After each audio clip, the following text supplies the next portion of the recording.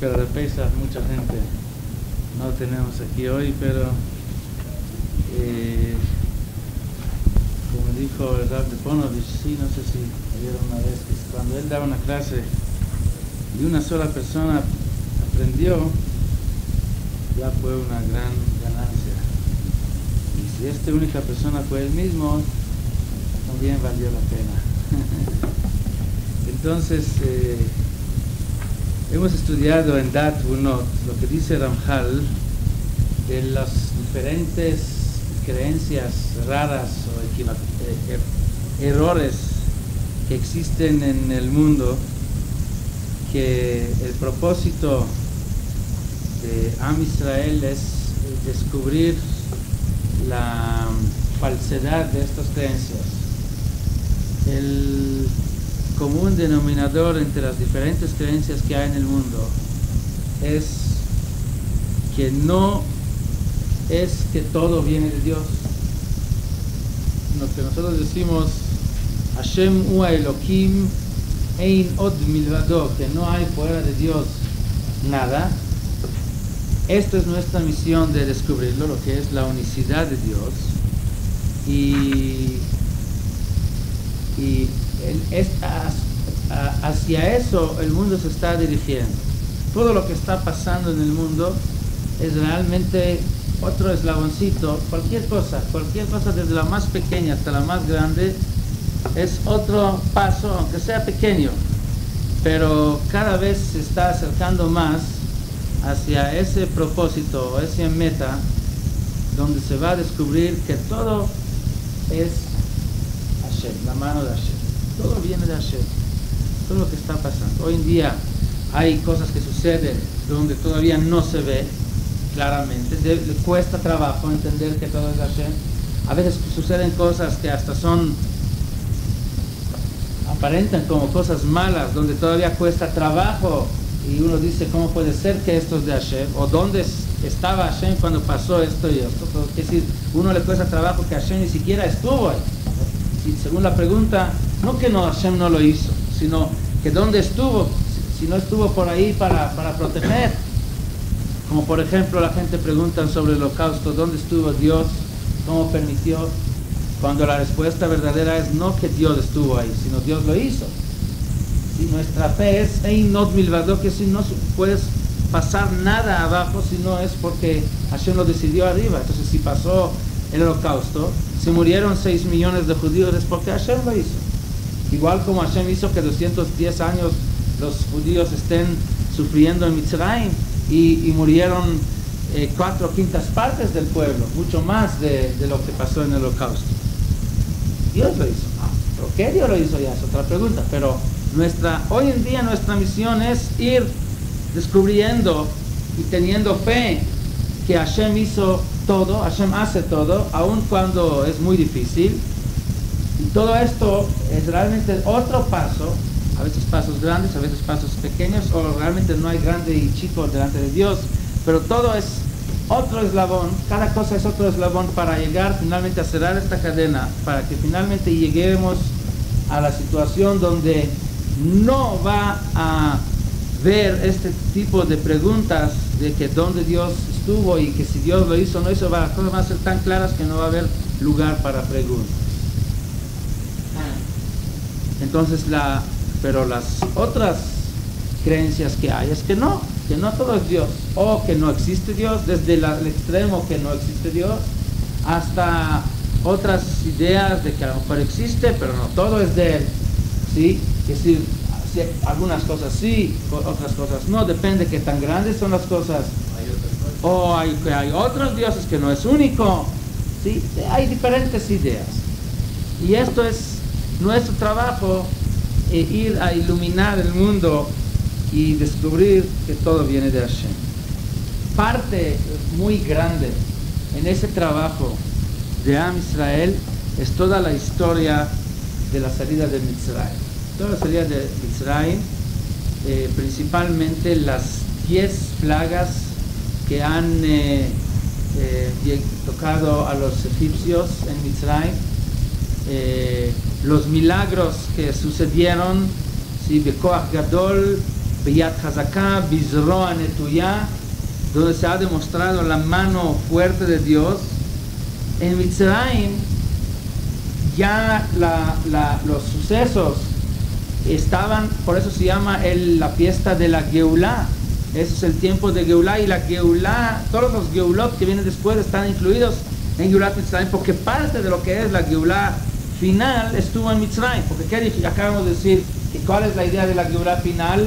La redención final, donde se va a redimir, como hablamos aquí en Shabbat, el bien que se encuentra dentro del mal no va a estar en lugar que no es su lugar natural, sino va a regresar a su lugar natural, que si el bien se va a descubrir y no va a haber lugar para no creer en Dios. Y es lo que pasó realmente en Mitzrayim. Después de haber visto los milagros que sucedieron, debería uno de ser muy raro para decir que no hay Dios. Hasta el Paró, que al principio dijo Mi Hashem Asher Eshma Bekolot, ¿quién es Dios? No existe. Fue de los principales de los que no creían en Dios. Poco a poco llegó a aceptar, porque sí, cada vez se demostró más la mano de Dios en forma clara, tipo Geulah Shleima, que aún estamos esperando, de tipo que se quitó cada vez más el libre albedrío para no entender. Era para un tiempo, no era para quedarse así, porque si se queda así perdemos todo el propósito de esa etapa que es Olam Hazeh, que es el mundo del trabajo. El mundo de Sahar va a venir, y para que sea mundo de trabajo debe de costar trabajo, y si deja de costar trabajo creer en Dios porque se ve que todo es de Dios, entonces ya no es mundo de trabajo. Por eso no pudo quedarse así. ¿Sí? Por eso todavía existe Amalek, y Amalek fue el primero que vino a enfriar el agua tan caliente que estuvo en la tina, como dicen nuestros sabios. Fue una tina llena de agua hervida, y vino Amalek para enfriar el agua, ¿sí? Para enfriar ese fe en Dios que había, y demostrando que no, ahí ves que puedo yo atacar a Israel y sí lo puedo lograr. Quiere decir que no existe Dios, porque esto es la misión de Amalek. Precisamente aquí está lo opuesto de Am Israel. Su propósito, su misión es descubrir que todo viene de Dios. Amalek viene a cubrir la presencia de Dios. Es parte de lo que es la fuerza del mal que existe, porque Dios se ocultó, se limitó, dejando lugar, como estudiamos la semana pasada, para que existe el mal, para que existe la oscuridad, para lograr que el trabajo sea trabajo, para que cueste trabajo, para que alguien venga y diga Ma avodah zot lachem, ¿qué es este trabajo que están haciendo? Porque viendo que realmente cuesta trabajo, ¿sí? Esto es la pregunta de Rasha. El Rasha dice, ¿qué es Tú ves aquí que todo está mal, ves que no hay control, le din veled dayan, no hay juicio, no hay justicia, al malo le va bien, al bueno le va mal, se matan a los tzadikim, se matan niños, suceden tantas cosas malas, y todavía quiere decir que existe Dios. ¿Por qué todo ese trabajo de tratar de buscar bien dentro del mal? Déjalo. Si es mal, ¿qué decir por qué es mal? Porque realmente no hay Dios. Esto es lo que dice Rasha. Esa es la misión de Rasha.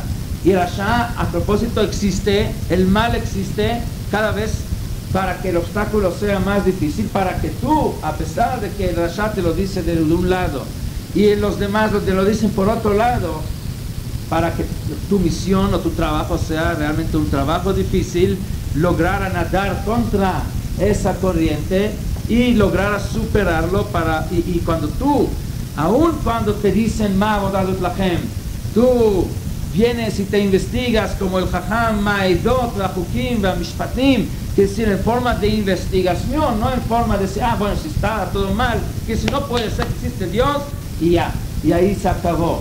Así es, dicen la gente que son de forma de superficial, de no querer investigar. Puedes encontrar mucha gente así. Eso es precisamente parte de la prueba. Esa gente no ha pasado la prueba. El Jajam, el que tiene ojos en la cabeza, el Jajam Meinav Berosho, investiga, pregunta, Ma'edot, ¿cuál es el propósito? No puede ser que nada más así viene. Si vino el mal es porque tiene algún propósito. ¿Cuál es la idea que está detrás de todo eso? Y cuando llega a entender que esto es parte de la prueba, para que cuando tú logres a superarlo, sea un mérito para ti, entonces ya con eso mismo, una vez entendiendo eso, ya quiere decir que ya superaste, ya pasaste la prueba. Sí.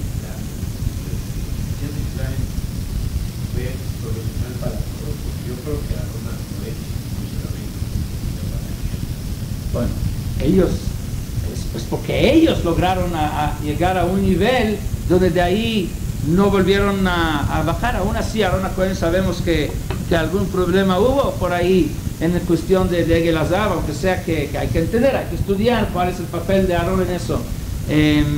Sin embargo, lo que digo es que no quedó así, en general no quedó así la situación, donde en el aire existe la forma clara de ver a Dios, como fue en Yetziat Mitzrayim o en Kriyat Yam Suf, aún más, donde Shifra, una esclava, pudo ver la mano de Dios más que Yehezkel ben Uzziah Cohen, que tuvo todas logró entender lo que es Maaseh Merkavah.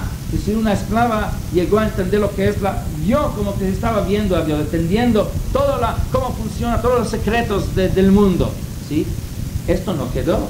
Si hubiera quedado así hasta el día de hoy, había lugar para que gente pregunte dónde se encuentra Dios. En Kriyat Yam Suf no había lugar para preguntar dónde se encuentra. Una esclava que nunca ha estudiado ni Aleph Bet, analfabeta, luego te decía, ahí está Dios. ¿Sí? Esto significa que una esclava estuvo más arriba que Yehezkel ben Uzziah Cohen. Yehezkel ben Uzziah Cohen no tuvo dudas dónde se encontraba Dios cuando se dio eso, y él entendió lo que es Maaseh Merkavah. Y una esclava en Kriyat Yam Suf más que Yehezkel ben Uzziah Cohen. Que es que no había lugar, si la persona más ignorante, no había lugar para que pregunte este tipo de preguntas, ¿dónde se encuentra Dios? Si hoy en día sí se pregunta, es porque la situación no quedó así, porque luego cuando vino Amalek enfrió el agua, y luego después de Amalek vinieron muchos Amalekim en el camino, precisamente para que regrese el libre albedrío. Para un tiempecito se quitó el libre albedrío, empezando desde las plagas de Mitzrayim, cada vez menos libre albedrío y cada vez más limitado el libre albedrío, hasta Mamad al-Sinai, donde se quitó completamente. Por eso en Mamad al-Sinai Am Israel no quiso regresar a la realidad, no quiso. Esto es la explicación, así explica Rabutner. Esto es la explicación de Kapá Lehem Mar Kilili. La Gemara dice que Akadosh Baruj Hu agarró la montaña, se los puso encima y les obligó a aceptar la Torah, y les dijo, si aceptan la Torah bien, si no, ahí va a ser su tumba.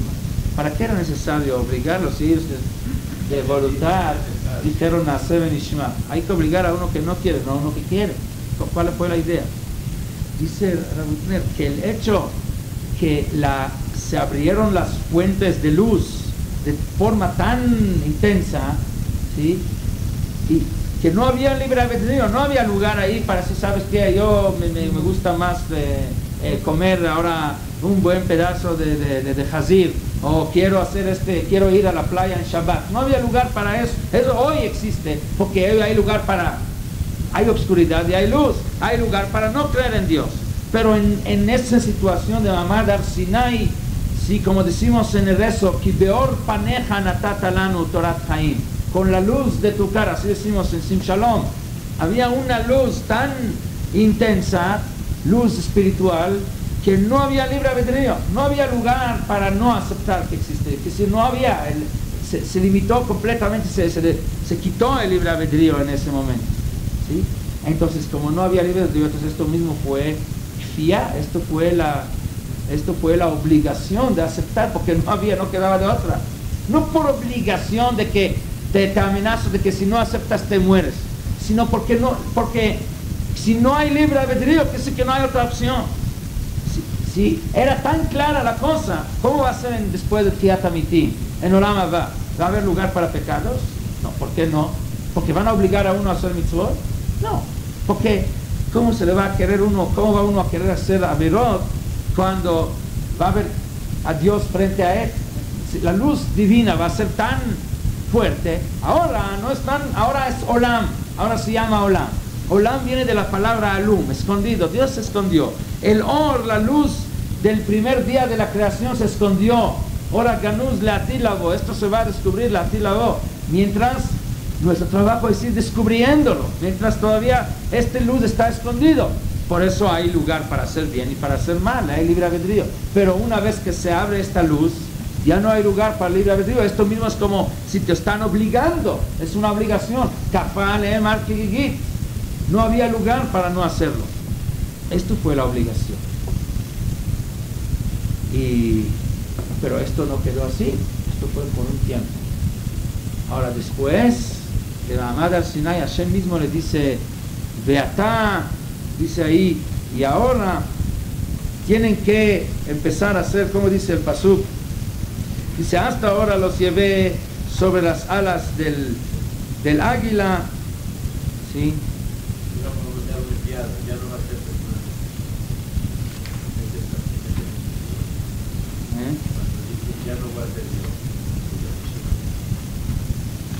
Sí, como le dice ahí en el Pasuk, ya no va a ser igual, va a ser un enviado mío.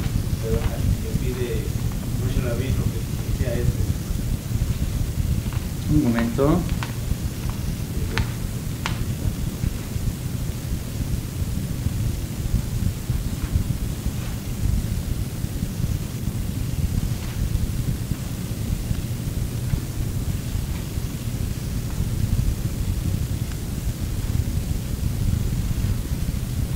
Dice, Vaisá etchem al kafei nesharim. Bueno, no me acuerdo ahorita exactamente dónde está el pasuk, donde Hashem les dice, y ahora van a tener que empezar a cuidar.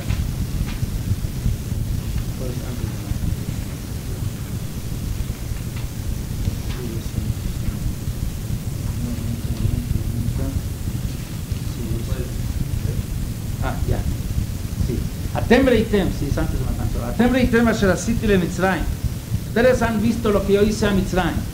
Vaesá etchem al kanfei nesharim. Los llevé a ustedes. Dice Hashem, ¿a quién? A Am Israel. ¿Sobre qué los llevé? Sobre las alas de las águilas. Va'avi etchem elai. Los llevé hasta dónde? Hasta Elai, hasta mí. Es decir, los subió hasta Hashem mismo. Beatá, Shamoa, Tishmeu, Bekolí. Y ahora si van a escuchar y van a obedecer, Ushmartem et briti, y van a cuidar el pacto, Vitem li sgula mikol ha'amim, ki li kol ha'aretz, ve'atem tiyu li mamlechet kohanim ve'goy kadosh, van a ser una nación de sacerdotes sagrada. Ellas valimos a través de Israel. ¿Qué quiere decir Beatá? Y ahora, y hasta ahora no tenían que escuchar a Dios, obedecer lo que Dios dijo. Si ya les dio varias instrucciones y órdenes desde antes, ¿por qué desde ahora? La respuesta es que hay una gran diferencia. Hasta ahora fue de tipo donde yo los llevé haciendo. Yo los subí sobre alas de águila. Quiere decir, yo los agarré desde lo más abajo en Mitzrayim y los subí, les demostré que existo, los llevé hasta un nivel tan elevado donde no hay lugar, ¿sí? para no obedecer. Es decir, hasta ahora no les costó trabajo, hasta ahora no fue por libre, no fue mérito. No hubo ningún mérito de los que creían en Dios en Yetziat Mitzrayim o en Kriyat Yam-Suf o en Har Sinai. Porque cualquier esclava entendió que existe Dios. Y esto no es el propósito. Ahora va a ser diferente. Esto fue hasta ahora. Desde ese momento ya no va a ser de tipo donde se abren las fuentes de luz, la luz divina de tal forma que va a parecer como un águila que te lleva hacia arriba, que si tú no tienes que hacer ningún esfuerzo. De aquí en adelante, todo va a venir por tu esfuerzo. Y si va a haber lugar para no creer, para sí creer. Y si vas a creer, va a ser un mérito para ti. Esto es el propósito. Esto es toda la idea. Pero sí había necesidad, por un tiempo, por algo provisional, un tiempo, sí quitar el libre albedrío para demostrarlo para las siguientes generaciones, para decir después Anoji Hashem Elokeja Asher hotzeticha me'eretz Mitzrayim, para que las siguientes generaciones tengan una base para poder transmitirla a los hijos. Y esto es realmente la idea de Leila Seder y toda la fiesta de Pesach. Vigaretá levincha bayom ha'u lemor, de transmitir a los hijos, cada generación a la siguiente generación, ¿Cuál es nuestro propósito aquí? ¿Para qué venimos a este mundo? ¿Qué venimos a hacer? Recordar y transmitir y descubrir que todo viene de Hashem. Que Hashem o Elohim Einot Milvado.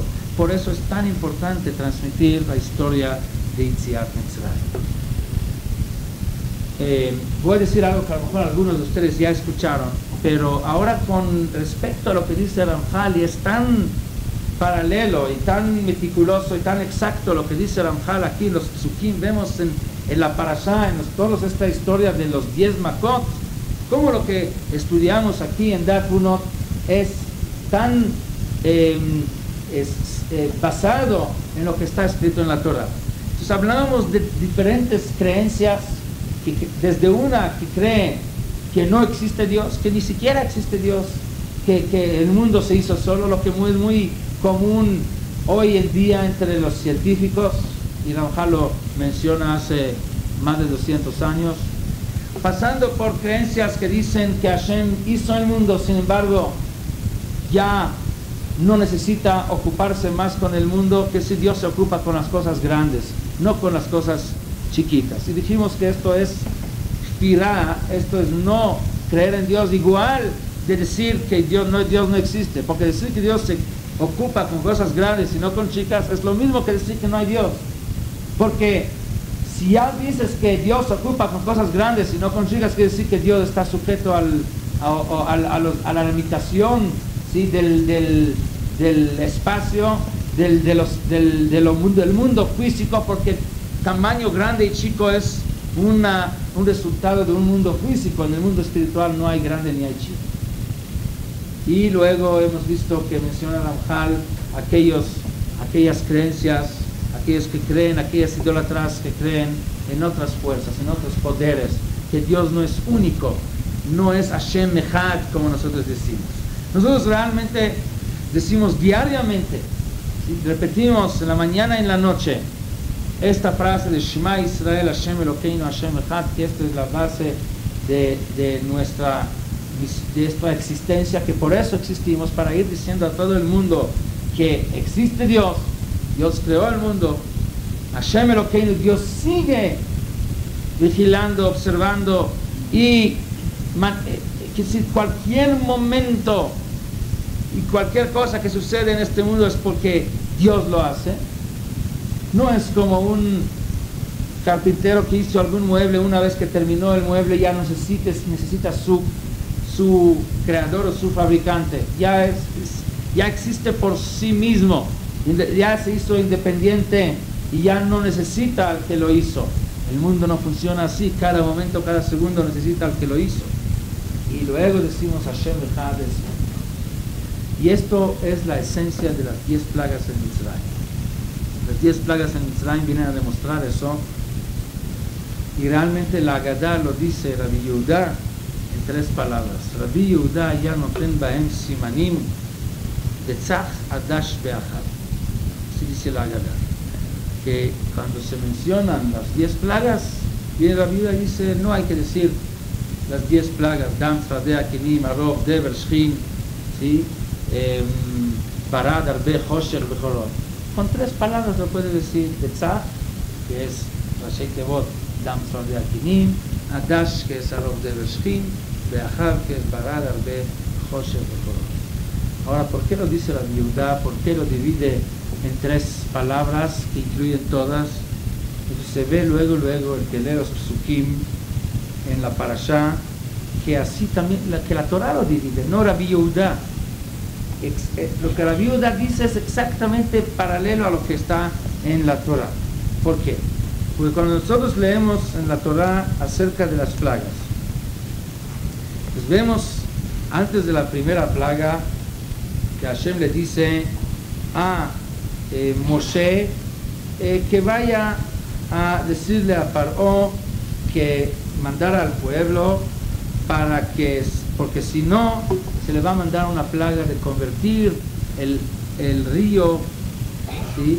En Geor, en todo el agua de este río se va a convertir en sangre. ¿Y cuál es la idea de convertir el agua en sangre?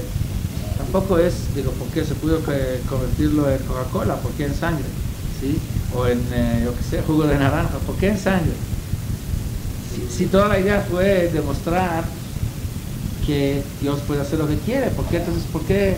No era la idea de que hacerlos a sufrir, que no tengan una semana líquidos para tomar, ¿sí?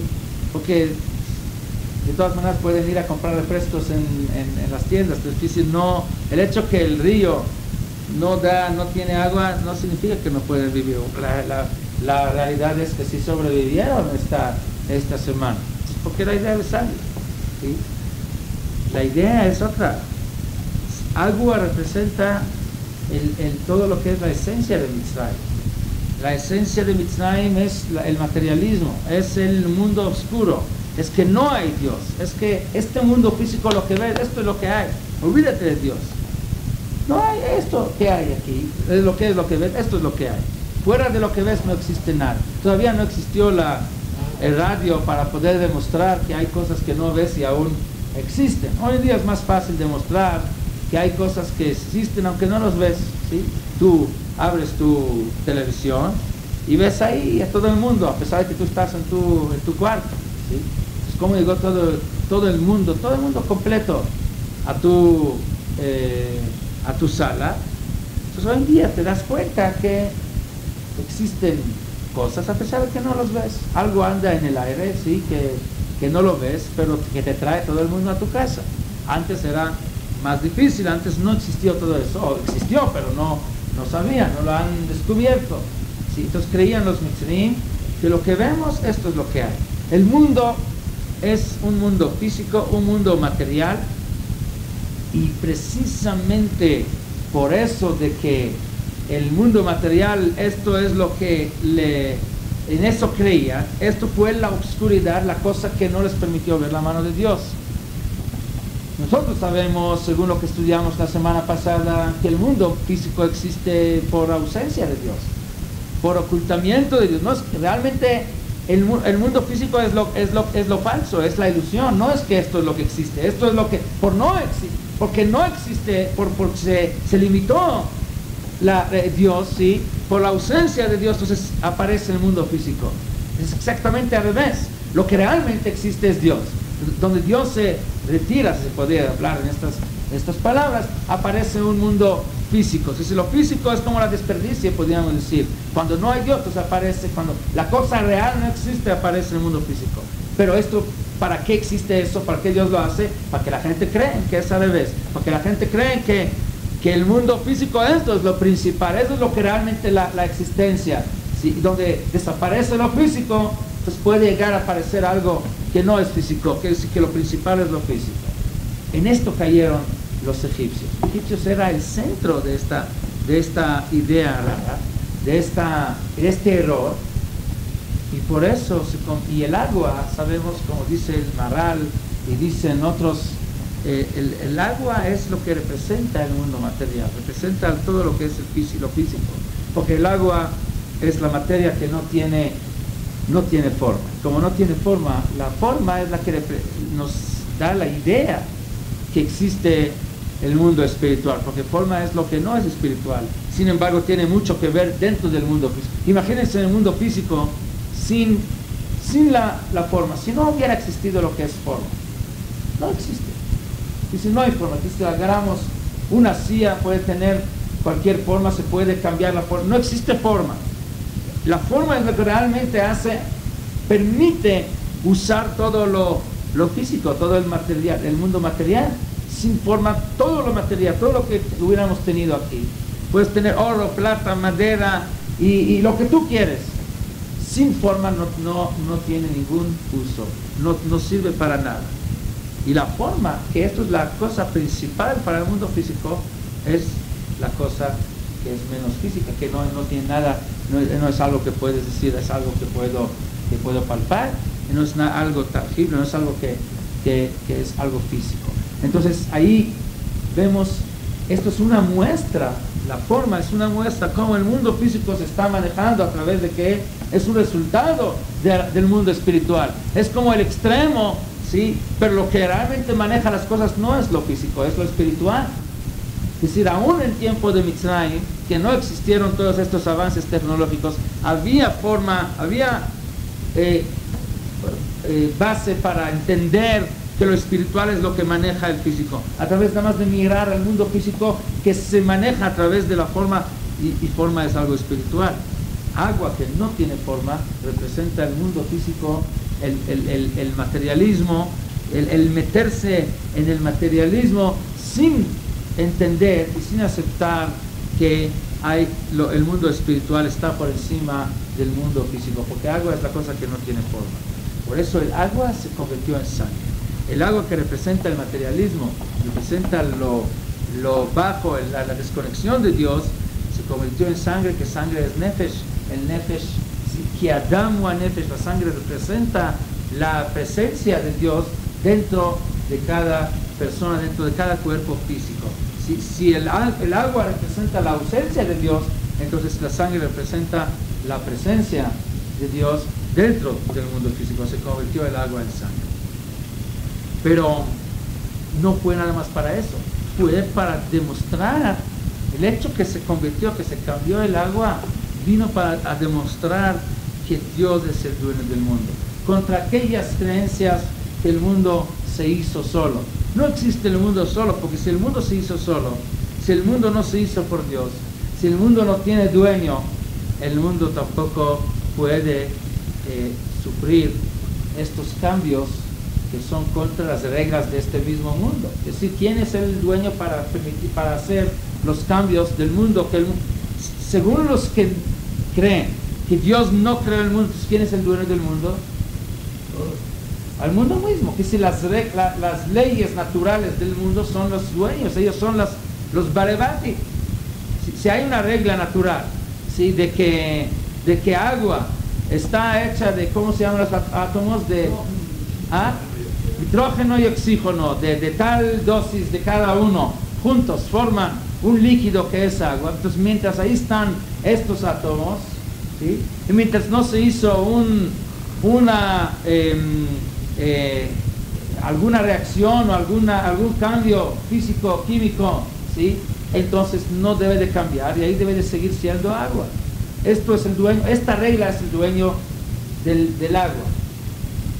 Entonces no puede cambiar. Esta regla es la dueña, y esta regla, mientras no se ha hecho algo, siempre puedes hacer cambios. Puedes agarrar agua y sacar de ahí un átomo, meter otro y cambiar. Pero no, nadie vino y lo hizo. De repente solo el agua se convirtió en sangre. Esto demuestra que las reglas no son dueñas del mundo, sino que hay Dios que es dueño. Así mismo sucedió con Sfardea. En Sfardea pasó lo mismo. De repente salieron del río, salieron ranas, ¿sí? Al agua se convirtió en ranas, que salieron y llenaron todo un Mitzrayim con ranas. Ahora, otra regla de las reglas de naturaleza es que una rana, igual como cualquier animal, no corre un peligro, un riesgo de peligro para ella misma. Cualquiera, ¿sí? Tiene el instinto para saber alejarse del peligro de conservación. Entonces, si una rana entra al horno caliente, ¿sí? Quemado, que quema, y aún así entra, es contra la naturaleza. Nuestros sabios dicen en la Gemara que ahí las ranas demostraron que eran más elevadas que Hananiah, Mishael y Azariah, que entraron al Kibshan Haesh. ¿Quién era más elevado? Hananiah, Mishael y Azariah, que entraron al horno de Nebuchadnezzar, o las ranas que entraron a los hornos de Mitzrayim. Dice la Gemara que las ranas, porque Hananiah, Mishael y Azariah no tenían otra opción. Hananiah, Mishael y Azariah tenían una de dos opciones: o abandonar a Dios e inclinarse ante el ídolo de Nebuchadnezzar, o por el otro lado, si no querían abandonar a Dios, tenían que meterse al fuego. No tenían una tercera opción de también seguir siendo fieles a Dios y también no entrar al horno. No tenían una tercera. Dos opciones tenían que elegir: o Dios o vida, o Dios o no horno. Pero las ranas sí tenían una tercera opción, porque no había lugar en los hornos para todas las ranas. Las ranas recibieron la orden de meterse y llenarse todo Egipto, ¿sí? Algunas les tenía que tocar horno, a otros se tenía que tocar la cama del rey Faraón, ¿sí? Cumpliendo la orden de Dios en forma lujosa, acostarse en la cama del mismo rey, pero también sería exactamente obedecer a Dios igual como la otra que entró al horno. Entonces no había la obligación de entrar al horno para seguir siendo fiel a Dios. Podía escoger una tercera opción: por un lado seguir siendo fiel a Dios, por otro lado no entrar al horno. ¿Cómo? Cumpliendo la orden de Dios de llenarse Mitzrayim con ir a cualquier lugar en Mitzrayim. Podía escoger otro lugar, no debería de escoger el horno. No todas las ranas entraron al horno. Entonces aquellas ranas que entraron al horno eran todavía más elevadas que Hananiah, Mishael y Azariah, porque tenían la opción de seguir siendo fieles a Dios sin entrar al horno, y aún así escogieron entrar al horno para Kiddush Hashem, que si con gusto cumplieron la orden de Dios, aunque les costaba la vida, todo eso con tal de santificar el nombre de Dios. Este es un nivel muy elevado, es un nivel de hacer el tzonjak y el tzonó. Hay tres niveles en servir a Dios. Hay un nivel que es irá, ¿sí? Temor, el temor del castigo. Hay un nivel más elevado que es irat aromemut, que es el temor por la grandeza de Dios. Hay un nivel más elevado que es amor, hacer por amor. Pero hacer por amor significa que, porque te amo, ¿sí? Quiero hacer lo que a ti te gusta, ¿sí? Quiero hacer lo que a ti te gusta, y que si acepto, aun cuando me cuesta trabajo, aun cuando tengo que sacrificar de mí mismo, hacer lo que tú quieres, pues amor, un nivel muy elevado. Pero ¿qué tal si no hay conflicto entre mi amor y entre hacer lo que tú quieres y entre mi comodidad? Es decir, ¿qué tal si yo puedo hacer lo que tú quieres y que a mí no me cueste trabajo? Que a mí no va a tener que sacrificar, no tiene nada de malo. Esto también es el mismo nivel de amor, puedo yo vivir bien con eso.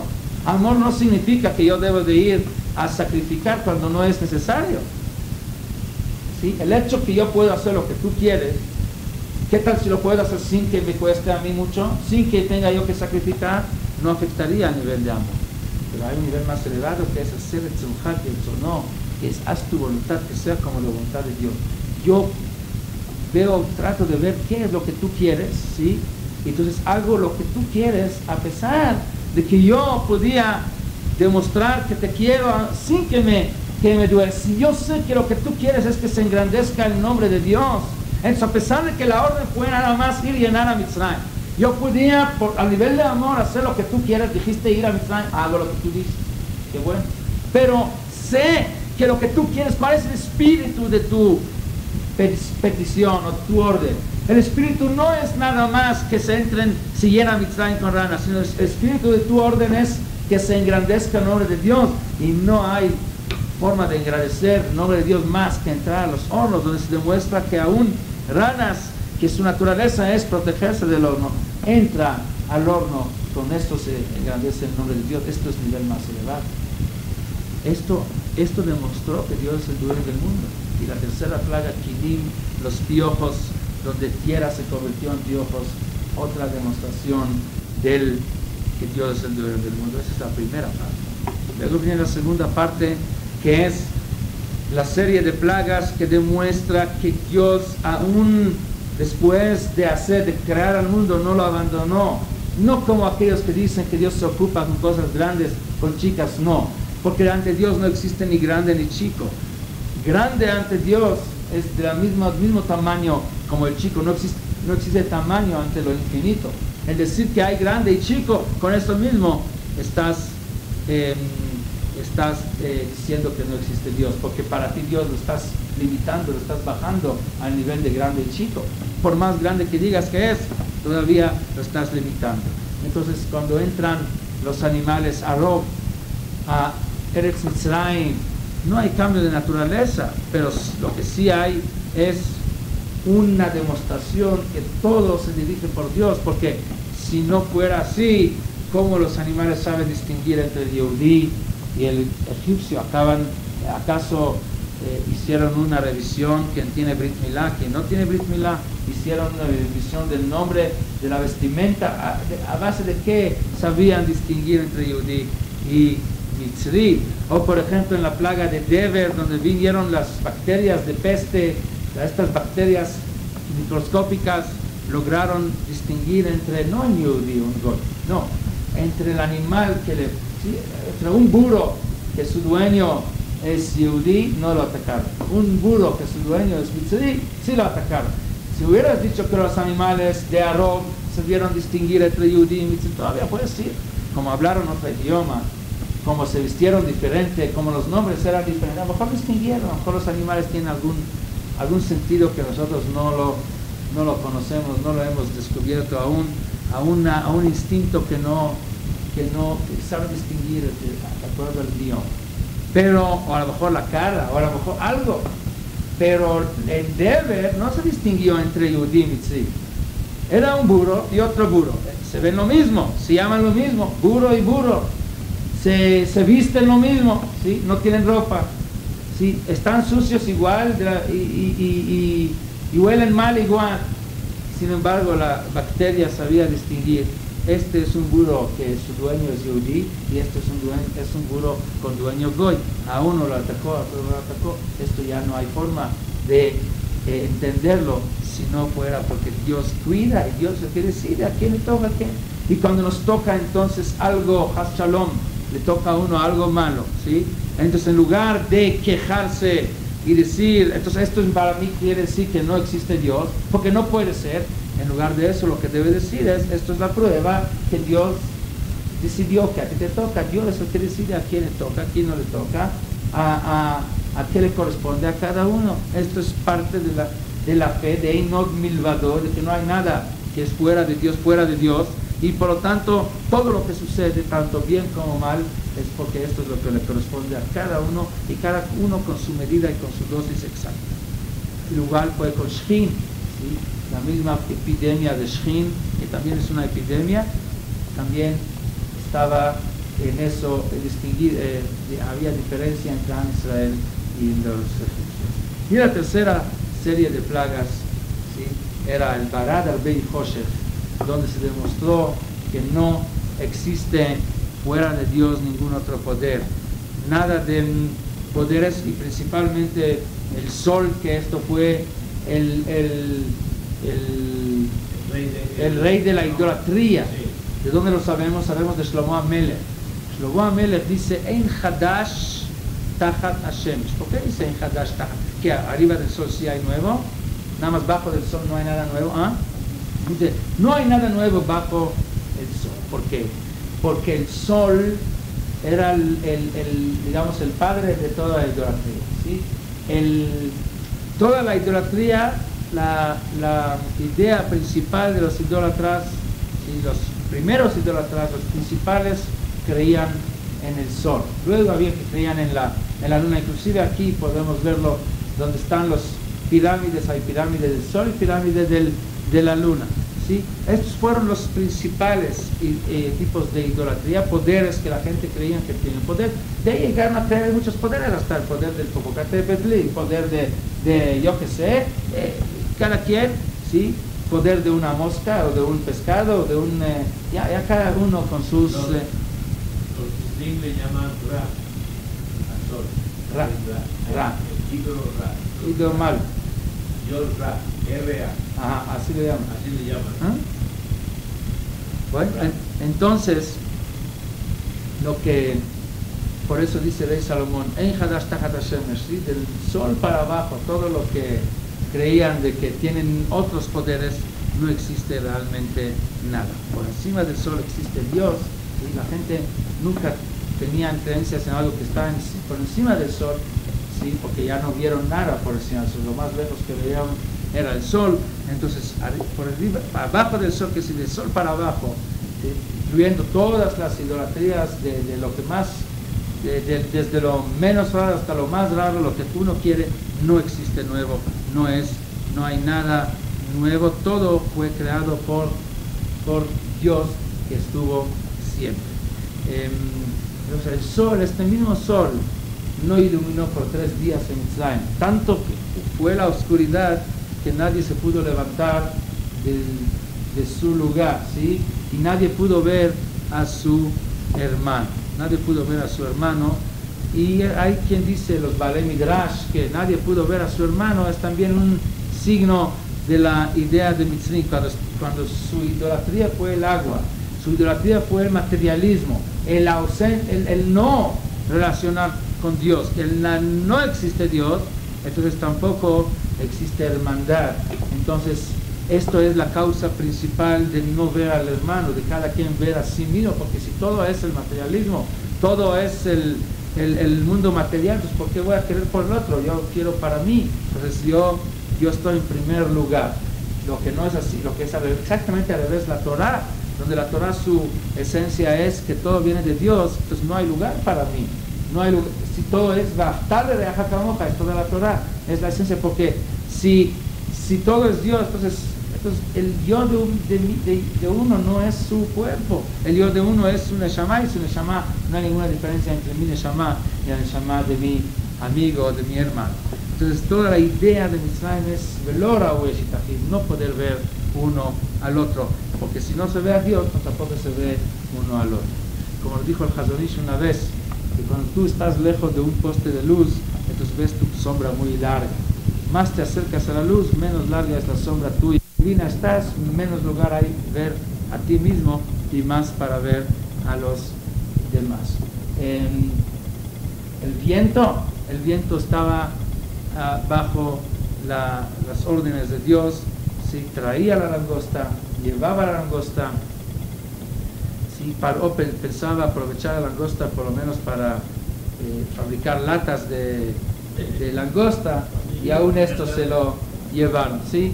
Que si ni siquiera algún provecho de la langosta.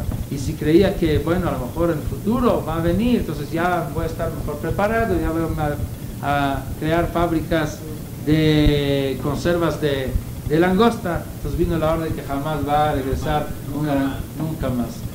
Así que ni siquiera algún provecho de esto. Nada más la langosta vino, comió, se llenó bien y se fue, todo con las órdenes de Dios. Granizo con fuego adentro. Dice, no hay otros poderes. Hashem Elokeinu, Hashem Echad. Esto es el propósito de estas plagas. Esto es el propósito de Vigadeta Levija, de transmitir eso a los hijos. Y esto es el propósito de toda la existencia, de toda la humanidad, en esa etapa que es Olam Hazeh, para finalmente llegar a descubrir que Hashem Elokeinu, Hashem Echad. Una vez que se descubre eso, entonces esto es el tiempo de la Geulah. Se redimió la luz de la unicidad de Dios que estaba escondida, se logró sacarla, redimirla, sacarla de su lugar no adecuado, donde está escondido y detenido por la oscuridad, y se logró sacar para que esto vaya a quitar completamente la oscuridad y el mundo llega a su tikkun, donde Bayom Ahu Yeh Hashem Echad Ushmo